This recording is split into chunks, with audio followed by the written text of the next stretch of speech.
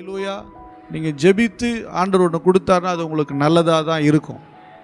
நான் இதெல்லாம் எதிர்பார்த்தேங்க, ஏன்னா அதெல்லாம் எனக்கு கிடைக்கவே இல்லை, இதுதான் கிடைச்சிது.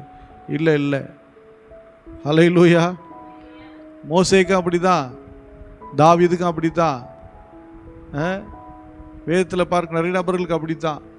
தாவீது ஜோமன்னர், தாவீதுக்கு அவரே ஒரு பெரிய ஆலயத்தை கட்டணும் ஆசை. ரொம்ப நாள் பொருள்லாம் ஆயத்தப்படுத்தி ஒரு நாள் ஆண்டவர் சமூகத்தில் ஆலயத்தை கட்டணும் நிற்கிறார், ஜோம் பண்ணிட்டு நிற்கிறார். ஒரே வார்த்தை சொல்லி, நீ கட்டக்கூடாதுப்பா, உன் பையன்தான் கட்டணும். இன்னும் அநியாயம் இல்லை.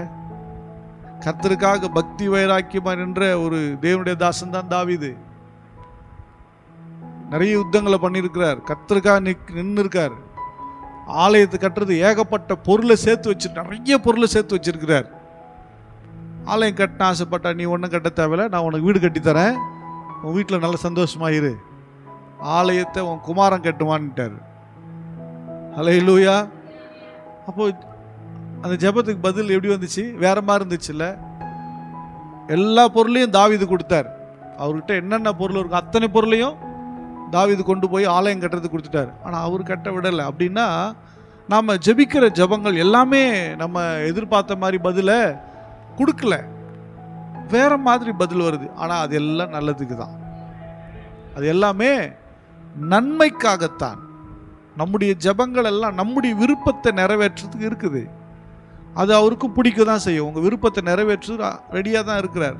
ஆனால் அதில் உங்கள் விருப்பம் எல்லாம் நல்லதா, நம்முடைய விருப்பம் எல்லாம் நல்லதா கெட்டதான்னு யாருக்கு தெரியும்? தேவனுக்கு தானே தெரியும். நம்ம தேர்ந்தெடுப்பது சரியா தப்பான்னு யாருக்கு தெரியும்? அவருக்கு தானே தெரியும். நாம் போகிற பாதை சரியா தவறா என்பதை தேவன் அறிந்திருக்கிறார். அப்போ அதை சரியான பாதையில் நடத்தி கொண்டு போகிறவர் தேவன் மாத்திரமே. அல்லேலூயா.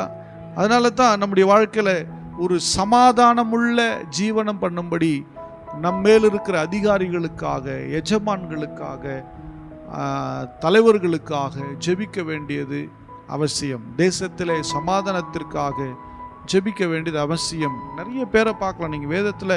எரேமியா, எசேக்கியேல், தானியேல், ஏசாயா, நெகேமியா, எஸ்ரா, இவங்களெல்லாம் பைபிள் எழுதியிருக்கல. இவங்கெல்லாம் யாரு?